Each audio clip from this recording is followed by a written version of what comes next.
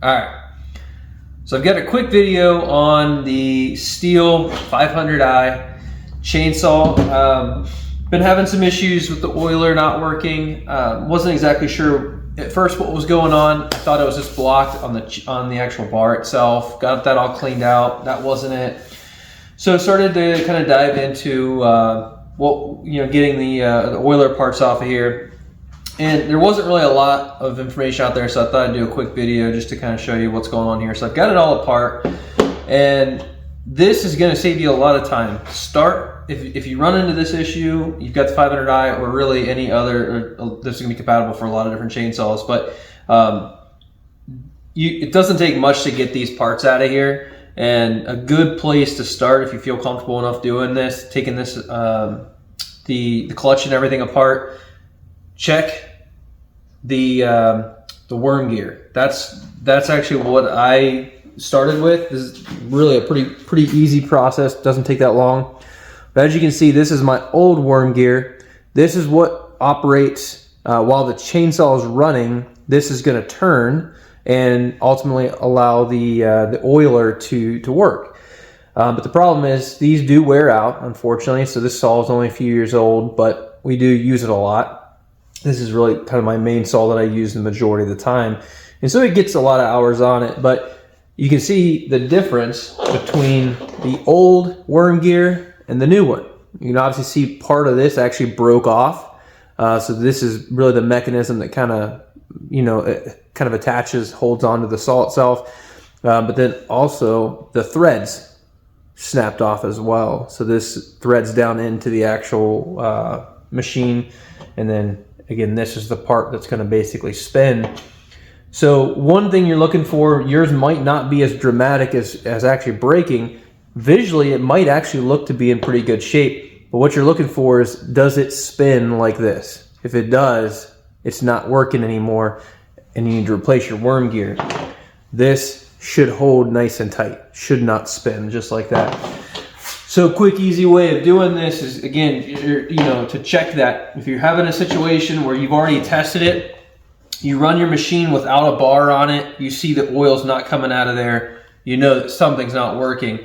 That could be anything from the worm gear, could be the oiler itself not working, the pump rather. It could just be blocked, so definitely start there. I mean, if you haven't already checked the bar itself, the holes on the bar, make sure those aren't clogged up. You might have to get in and dive a little deeper. There could be another clog elsewhere. You might have to actually drain out your oil tank and kind of get an idea of that. But again, for as fast as it is to disassemble this, it's a good place. If you already know, if you've run the saw, nothing's coming out on the oil here, again, this might be a good way to do it. So I'm going to show you real quick how I did this.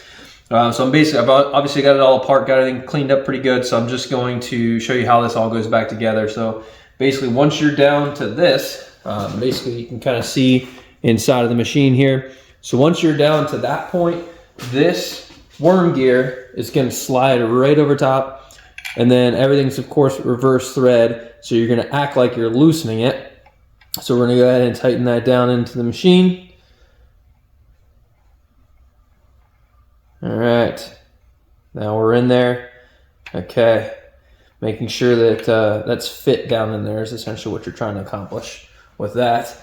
Because at first it was kind of stuck there. So just kind of threading that in as you can, get that in there. And then from that point, you gotta get this worm gear is gonna line up with that. So once we get there, I'll show you that. But so from here, we're going to go ahead and put our cap back on. Again, this is basically just going to be in reverse order of what you just took off, okay? And again, all of this is reverse thread. So I'm going to basically act like I'm loosening that to tighten that down. Okay, once I have that there, you're going to have to, if you don't have a specialized tool to get in there, you're going to have to use something like what I'm using here, which is an impact. So again, we're tightening, so I'm going to act like I'm loosening this. Okay. All right, so that took a little bit of love, but ultimately the way I got it in there, so there's this plastic shield right here, that actually kind of gets in the way. And so what I was doing is I had the bearing down inside of there first, and it was just not sitting well on that. So I just took the bearing out and then basically kind of had this cover and the bearing together and slid those down, and then just kind of tapped those and then just dropped right into place. So as you can see, we're back in business on that. So we've got that, again, the worm drive arm that is connected here, that is in the groove of what we're seeing there. So once you've got that, we're back to really just kind of the top pieces here to get everything situated. So now we're just going to slide this back down on there. All right.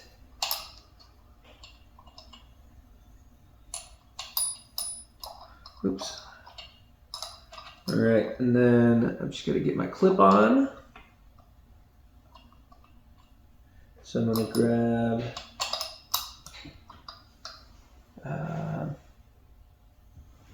grab something to slide that clip on there.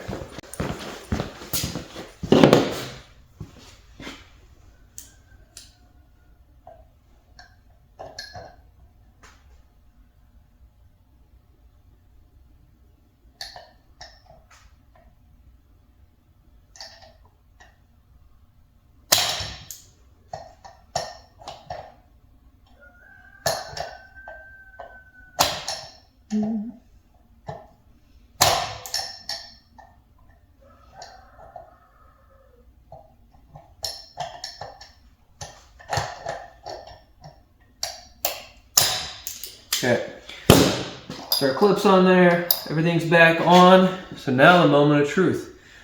Are we gonna see oil come out of here? Because right now, nothing there. So let's see what happens. Let's fire it up.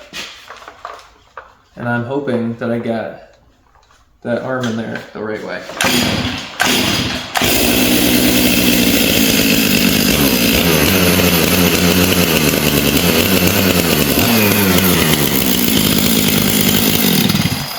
That's all there is to it. So that is a quick, easy way. If you're finding that your chainsaw is not oiling, you've got a couple different ways to go about it. Again, check, make sure nothing's clogging here, make sure nothing's clogging on your bar.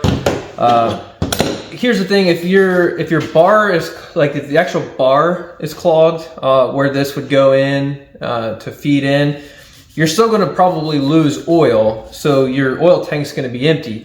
What I was finding is I was filling fuel, but my oil level wasn't going down. So again, if we know that, we basically know the oil's not going anywhere. So that was a pretty easy way for me to know it wasn't necessarily a clog on, once I started diving into a little bit more. So, but again, when I was firing this up, I should have showed you a video of that, but basically when I was running this, nothing was coming out of here. The other thing too is don't hit that thing full throttle when you don't have a bar on there. That can actually cause damage to your saw. So just kind of give it a little bit of throttle just to basically see if something's going to come out of there. But hopefully that's helpful to somebody. I think, like I said, this process took me longer to run to the store and grab, go to the dealer to get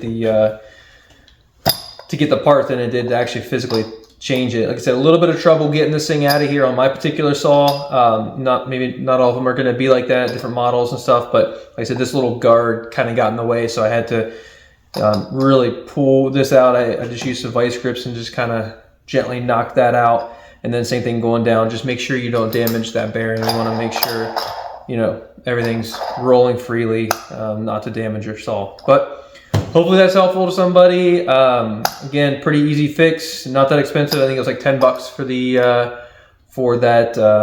that worm gear. Again, you can see mine was completely shot. So essentially this was just freely spinning in there. Nothing was happening. So it wasn't working the pump, which was giving me no oil, which is a good way to burn up chains, stretch chains, and just dull them out really fast. So there you have it. Quick, easy fix, get you back up and running. Hopefully, yeah, give it a try. See what you think. All right. that's all for now. Have a good one.